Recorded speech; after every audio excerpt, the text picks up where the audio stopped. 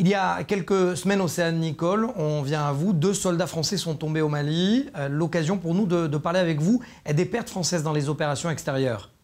Oui, Mathias, on s'est donc basé sur les données du site du ministère des Armées qui se basent, elles, et qui commencent leur décompte depuis l'année 1963, date à laquelle les forces françaises ont été déployées au Gabon. Et donc, selon leur décompte, depuis cette année-là, eh bien, c'est au total 765 soldats français qui ont été tués lors d'opérations extérieures, des pertes militaires sur plusieurs terrains, évidemment, au Gabon, mais aussi au Liban, au Tchad, en Afghanistan ou encore au Mali, par exemple. Alors, parmi les pays où il y a eu le plus de soldats français qui sont morts au combat, eh bien, ce sont en tête l'ex-Yougoslavie avec 112 pertes militaires au total.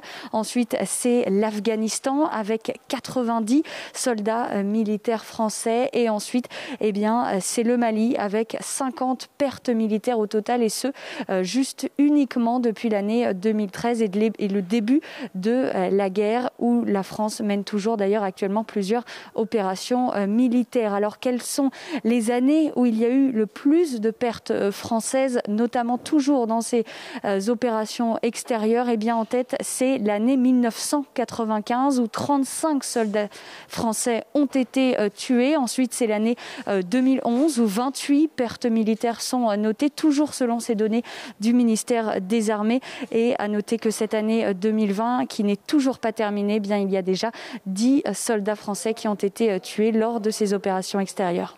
Merci Océane Nicole. L'occasion pour nous de parler d'un film. Le soleil reviendra. L'interminable attente des femmes de soldats français partis en OPEX. Les opérations extérieures. 3 voire 4 mois d'attente. La réalisatrice Cheyenne Marie Caron évoque la vie d'épouse ou de veuve de militaires dans un film mêlant personnages de fiction. Et vous allez le voir, témoignage réel. Regardez un extrait et on en parle juste après. Bonjour. Bonjour, je m'appelle Oksana. Le régiment m'avait prévenu de votre arrivée. Tout s'est bien passé? Oui, il est ici. Il avait 23 ans. Il est tombé au Mali. 2 soldats français ont été tués dans la nuit en Afghanistan. Calmez-vous, calmez-vous, madame. Oksana, ou plutôt Sabrina Verrier, bonjour, on vous retrouve. Vous signez dans ce long métrage votre premier rôle au cinéma, votre propre rôle en réalité. Votre mari était militaire, casque bleu, français au sud Liban. C'était il y a 11 ans et vous êtes devenue une jeune veuve de 25 ans. Pourquoi avoir accepté ce film ? Alors déjà, bonjour Mathias, bonjour tout le monde. J'ai accepté ce film parce qu'il a fait partie aussi de ma reconstruction. Parce que l'histoire de Nicolas a été aussi atypique. C'est vrai que c'est un long parcours et un long chemin. Et il était important pour moi aussi de montrer ce côté que j'avais pas pu montrer à mes enfants. Parce que c'est vrai que ce film, c'est un vrai clin d'œil à la vie que j'ai eue tristement. Du début jusqu'à malheureusement la fin où moi, Nicolas ne se réveillera pas. Voilà. Ce film évoque un vrai deux. Ce film évoque ces femmes de militaires qui partent en mission, en OPEX, en opération extérieure. Cette attente interminable d'un mari qui ne reviendra peut-être pas, c'était votre quotidien ? C'est ça, c'était mon quotidien. Mon mari était en compagnie de combat, il est parti très souvent, donc même avec les casques bleus ONU, pour protéger les populations. Et c'est vrai que selon les endroits, surtout nous à l'époque au Kosovo et les derniers Libans, on avait très peu de nouvelles d'eux, parce que c'est vrai que ça paraît atypique, parce que je suis pas si vieille, mais déjà en 2000 jusqu'en 2009, c'est vrai qu'on n'avait pas ce même système de réseau que les jeunes peuvent avoir actuellement. Donc c'était des longs mois sans nouvelles de nos maris. Et c'est vrai que nous, on est très touchés, parce que quand malheureusement Nicolas est décédé, un mois après, on a reçu une lettre qui nous a écrit 2 jours avant de mourir. Et c'est vrai que c'était toujours plein d'émotions de trouver ces lettres-là, parce que on n'avait qu'un système courrier, très souvent. Alors, deuxième extrait justement de ce film. On va attendre. De toute façon, moi, je suis pas prête non plus. Attends. Je peux pas coucher sans lui.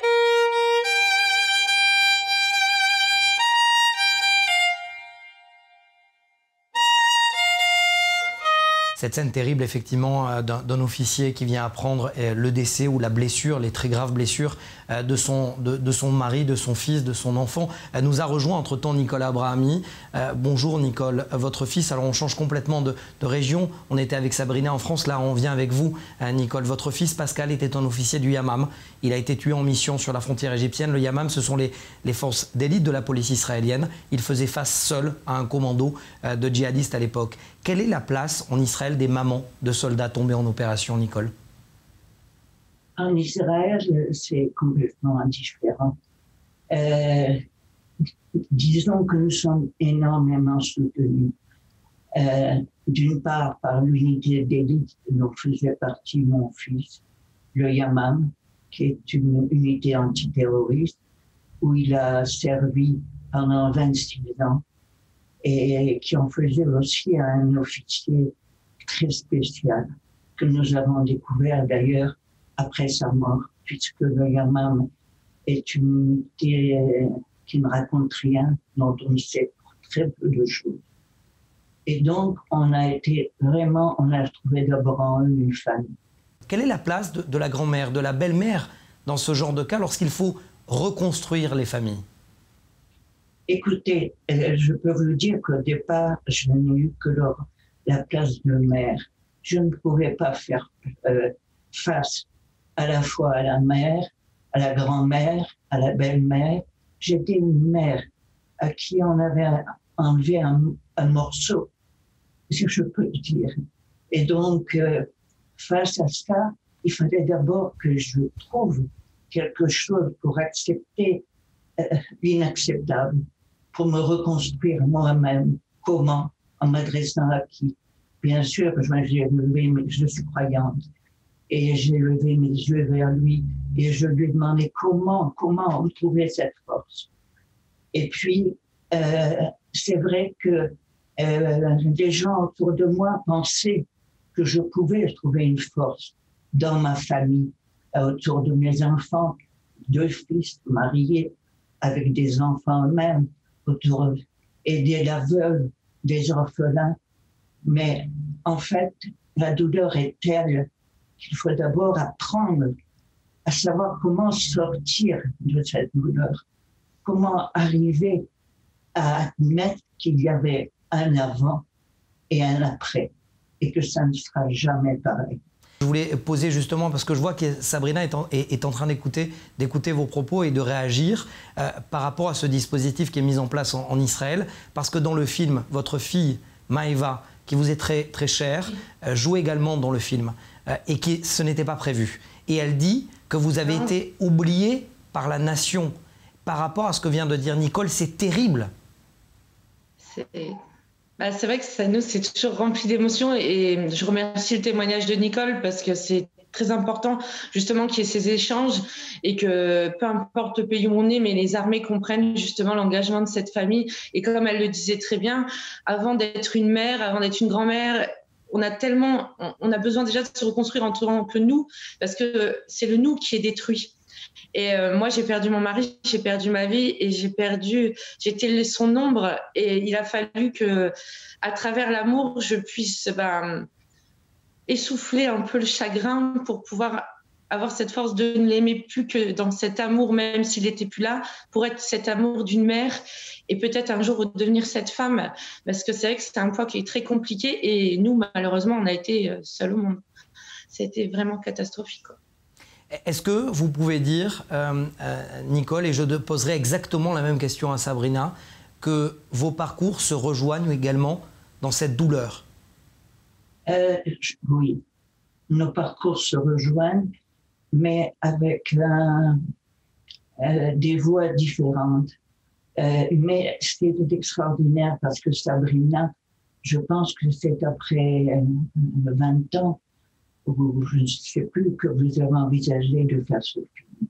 Moi, c'est ce qui m'a permis de me reconstruire et très rapidement, c'est la découverte de mon fils. Parce que, étant dans une unité très secrète, je ne savais rien de lui en tant que combattant. C'était un combattant et s'est dévoilé à nous pendant la Shiva, pendant le mois, nous avons été tout le temps entourés. Et cela m'a donné, c'est vrai, la force de penser qu'il y avait quelque chose à transmettre, un message à notre jeunesse en Israël, qui malheureusement, les exemples que l'on doit rechercher pour montrer à cette jeunesse, il faut parfois aller les chercher un peu loin dans l'histoire de notre peuple. Alors qu'elle est si proche. Il y a tellement, il y a Pascal, mais il y a d'autres combattants qui vouent leur vie à cet amour qu'ils ont. Il y a cet attachement à Dieu, s'ils sont croyants, mais s'ils ne sont pas croyants, cet attachement à Israël, à leur peuple et à ce qu'ils croient, à leur croyance dans leur mission. Et alors, c'est là, ça a été mon premier, quand on se tient un barreau, ça a été le premier barreau que j'ai fait. C'est-à-dire, nous avons voulu, avec la famille, avec une amouta que nous avons créée, nous avons voulu faire passer le message que mon fils n'avait pas pu faire passer du fait que son unité secrète et du fait surtout que c'était un homme d'une très grande, j'ai oublié le mot en français, valeur. La pudeur et la valeur. Merci beaucoup Nicole. Le mot de la fin, j'aimerais le donner également avec votre permission Nicole à Sabrina parce que c'est une première et elle va nous annoncer également enfin peut-être une bonne nouvelle, enfin presque la fin d'un chapitre. Votre mari va pouvoir être inhumé dans un cimetière militaire 11 ans après son décès, une première en France depuis 1948.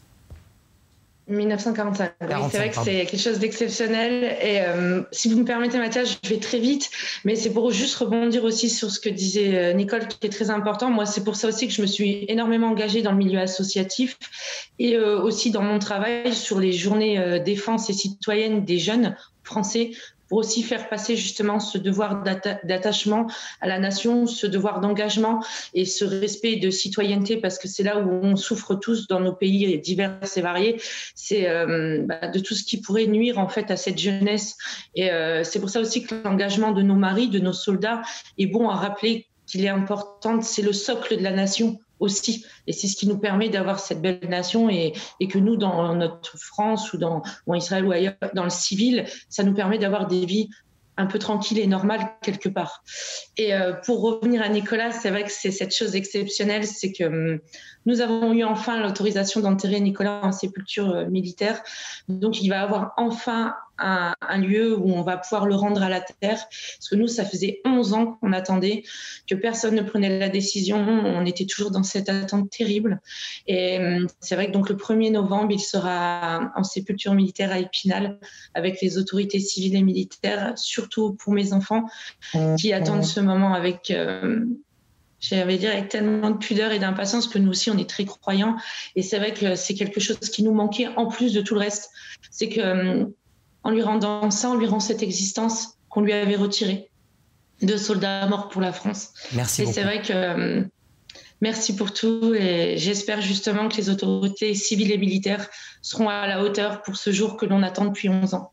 Merci beaucoup Sabrina Verrier, à vous et Nicole Abrami d'avoir été avec moi dans Défense et d'avoir pu partager vos histoires communes et si différentes en même temps. Merci à vous. Merci sincèrement.